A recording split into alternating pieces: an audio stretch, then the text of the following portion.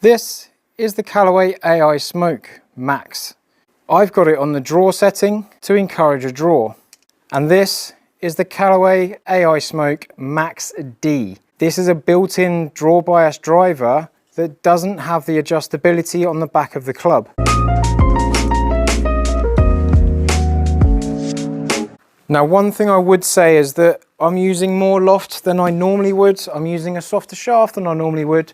So I am expecting the ball to go higher and lefter than I normally like to see. However, I'm just looking at the difference in what the head itself actually does. I'm going to use the same shaft on both heads so I can get a relative difference between the two drivers. So say you're going through some swing changes and you need a little bit of draw setting to help you stop something going out to the right. You might be able to put the max driver on the draw setting and then later on move it back to neutral, or even move it somewhere else that makes more sense at a later date. So the adjustability is quite good to have. And I've pushed it off the toe. So as well as the driver being more lofted and softer shafted than I'm used to, which will throw the ball up a little bit, I'm also using the Callaway Chrome Tour X golf ball, which spins a bit more, so it does increase the spin and launch of the flight. And as a golfer, we do like to have an excuse. Nice. There's a nice high draw, lovely.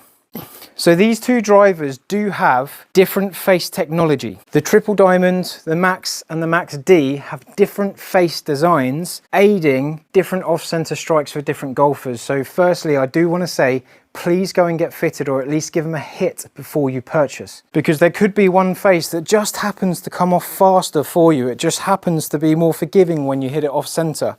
For me, the Triple Diamond just comes off so much better than these other heads. They don't really compare.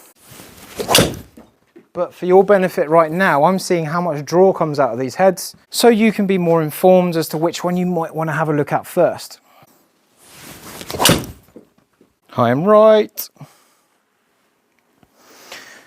Lots of energy, going up, resisting, not going forward, coming down soft. I need less loft, but they feel solid to strike. I showed in another video the differences between the toe and the heel setting, which I'll put in the description. When you have a shaft that twists more at the bottom, you get more variation in this change in weight. When you have a shaft that twists less at the bottom, you don't get as much separation from the left to right variance. So bear that in mind.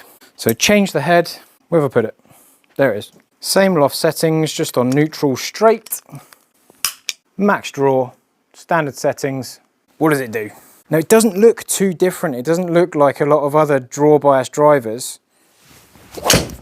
Sometimes we get a draw bias driver and it just looks a bit weird. There's loads of like molded movement and shape more towards the heel, and it looks down and it looks a little bit weird. Now, this doesn't look too bad at all. It is slightly different, but it's not garish. It's not unappealing. If we have like previous draw drivers in the past have just had like a big bulge on this heel that like sticks out down and round here quite a lot, but this is like pretty nice. There's a lot of draw on that. Now that was a little bit slappy off the toe. Drawing, potentially more than the Max. Lots of backspin. Not the most ideal conditions for forward force and forward distance, but I'm looking at the right to left separation, so we are learning something from it. Low and heely, which normally encourages fade or less draw spin, and it's still moving that way. Ugh. Yep, that drew quite a lot. Whoops, big banana. So yeah, like big difference in distance to be fair, but peak height, highest point the ball reaches, 130 peak height against 106. If I discount that one, just take it out of the averages and be a bit more comparable, because when you turn over a face and you get more closure of the face, you get less lofted, so it tends to flatten out the flight, go lower and lefter. So we've got 119 against 130.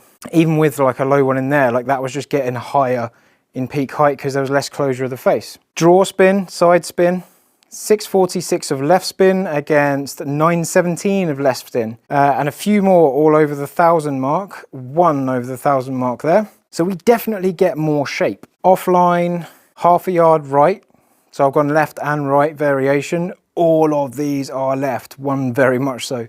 average 20 yards left. So I'm seeing 20 yards of difference between those two heads, which is really quite impressive. Like the max on the draw setting can't quite get 20 yards further left for me. Probably not going to do it for you either. But it's definitely worth giving it a bash if you get the chance, just in case the face technology is better with one over another. Just to give you some visuals here, we've got a bigger spread on the max and a smaller spread on the draw, because the draw definitely draws. It's very hard to hit that right for me, even though I naturally hit a draw anyway. I just got the couple of shots just sneak out to the right hand side with the max. Longer with the max because I've got lower spin, higher launch, lower spin. That's generally a combination that makes a ball go further. It's not to say that I couldn't like get a lower loft on here, because I've only got 10.5 in the Max D demo wise. It's not to say I couldn't get a lower loft and put a different shaft in it to get more distance out of it. But on what I've got there, what I used today, a bit more spread, bit more variance, more spin, less height, more spin. Not the great combination. So someone who's got a slower swing speed that doesn't get enough spin to get airborne is probably going to benefit from that in terms of holding the ball in the air longer. I see a lot of amateur golfers launch the ball too low with a driver, and when it launches low and squeezes out to the right, it's not a great combination. The max draw driver will make more sense if you launch it low and squeeze it out to the right, because it will bring the loft up and it will bring the direction left, which could be very beneficial indeed. But if you launch the ball really high anyway, then potentially the max could be more of a fix, more of a suitable fix for you. But drop yourself in the comments if you're not sure about anything, or you want to like poke any questions out there, please go ahead. I'll get to you when I can, and I will see you on the next video.